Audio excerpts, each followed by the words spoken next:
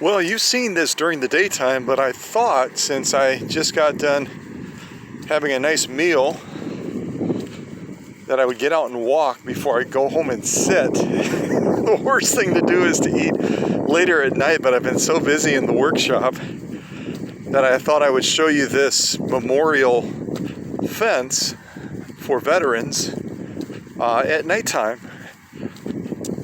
So thoughtfully set up with the lights and the flags and incredible tribute to myself and other fellow veterans. It's really super cool. And you can see the campground at night all lit up, and folks are settling in for the evening as well.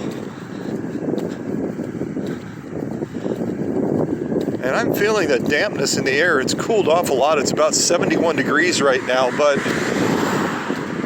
I think we might get some more rain tonight. We've gotten a lot of rain in the last couple of days, so we'll see.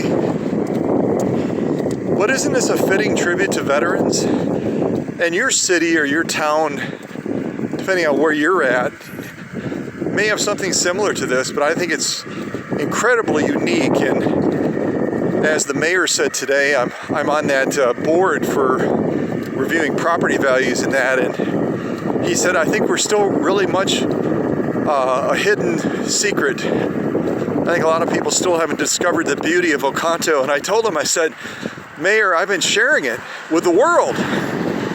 And people that respond to it are like, wow, where is that? And I said, it's just my little town, Oconto, with a wink.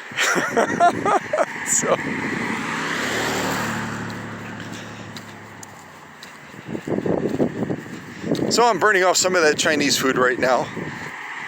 Although, what do they say? You can eat Chinese and be hungry like in a half an hour? That doesn't happen to me.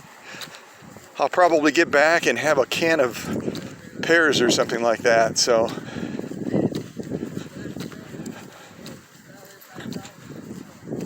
lights for vets, American Legion Post 74.